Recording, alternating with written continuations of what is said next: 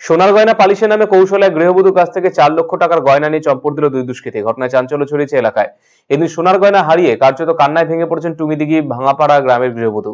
করণদিঘি থানার পুলিশের দ্বারস্থ হয়েছেন ওই গৃহবধূ। বৃহস্পতিবার দুপুর 1টা নাগাদ করণদিঘি থানার টুঙ্গিদিঘি ভাঙাপাড়া গ্রামে নিজের বাড়িতে রান্না সহ বাড়ির সাংসারিক কাজ করছিলেন ওই গৃহবধূ কণিকা মজুমদার।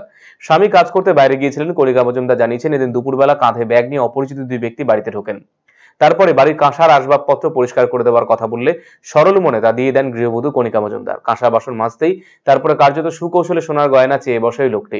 প্রথমে দিতে চাননি, তার কিছুক্ষণ পরে কোন রকম সন্দেহ না করে সোনার গয়না পরিষ্কার করতে দিয়ে দেন গৃহবধূ। এরপর তা নিয়ে চম্পট দেয় দুষ্কৃতীরা। ঘটনা তদন্ত শুরু করেছে পুলিশ।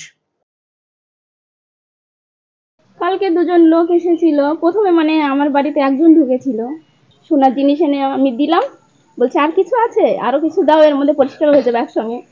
আমি বলছি না, আমার এই কানেরটাও খুলে দিতে বলছিল। আমি বলছি না, এটা আমি খুলবো না, দেবো না এটা। তখন ওই জলের থেকে তুলে একটা সাদা প্যাকেট নিল, ওর মধ্যে ওই আমি দেখতে পাচ্ছি ঢুকাচ্ছে, কিন্তু প্যাকেটের মধ্যে ঢুকাচ্ছে। তারপরে পাউডার দিল, দিয়ে প্যাক করে বলছে 20 মিনিট পরে এসে আবার ব্রাশ করে পরিষ্কার করে দেবো।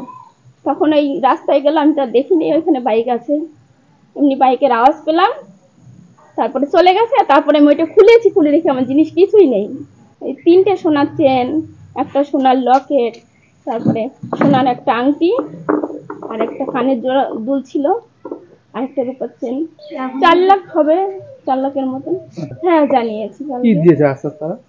আজকে তারা আর কি দেবে, আমি তো কোনো প্রুফ দিতে পারিনি না। ওদের ফটোও করে রাখিনি, বাইক নিয়ে এসছে তারও নাম্বার টাম্বারও করে রাখিনি, আমি তো আর বুঝতে পারিনি। কমপ্লেইন করেছেন? হ্যাঁ, কমপ্লেন করেছি।